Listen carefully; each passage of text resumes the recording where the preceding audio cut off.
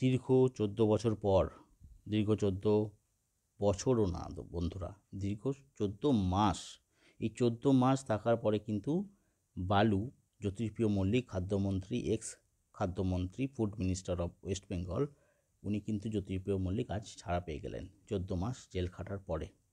তো এখানে রেশন মামলায় আপনারা জানেন যে ওনাকে দোষী সাব্যস্ত করা হয়েছিল, ইডি ওনাকে গ্রেপ্তার করেছিল 27 অক্টোবর 2022-এ।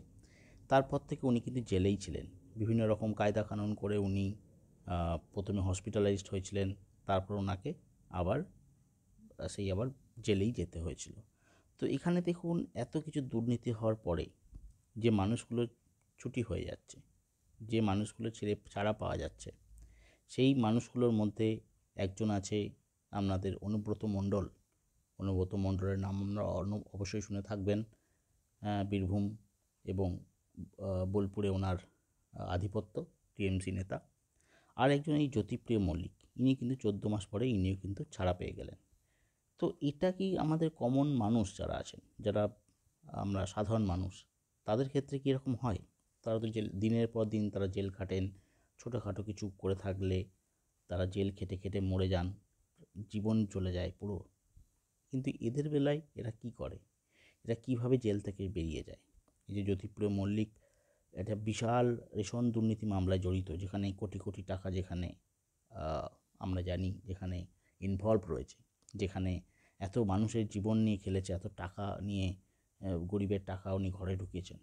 সেই মানুষটি যদি 14 মাস মাত্র জেল খাটার পর জেল থেকে বেরিয়ে যায়, 14 মাস, নট ইভেন 3-4 ইয়ার্স, ঠিক 2 বছরের আগেই কিন্তু উনি ছাড়া পেয়ে যাচ্ছেন, ভাবুন। এবং তার আগে কতবার যে উনি প্যারোলে বেরিয়েছেন, কতবার উনি হসপিটালে থেকেছেন, সেখানে বিভিন্ন রকম তামাশা, শরীর খারাপের নাম করে আমরা সবাই দেখেছি।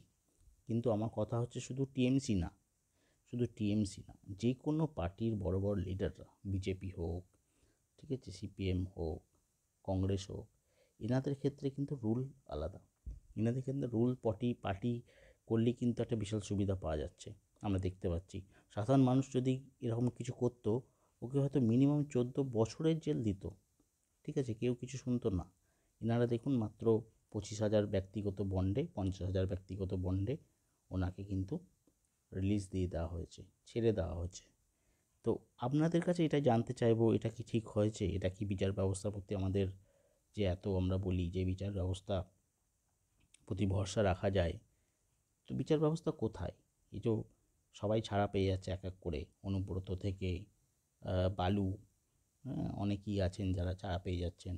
রোজভ্যালি মামলায় আমরা দেখেছি অনেকেই, তাদের আর খবর নেই, নিশ্চয়ই তারা জেল থেকে বেরিয়ে গেছেন বা জেলের বাইরে বসে আছেন, কিছু করছেন, কেউ খবর রাখেন আর। সব সেটিংস আছে ভিতরে ভিতরে।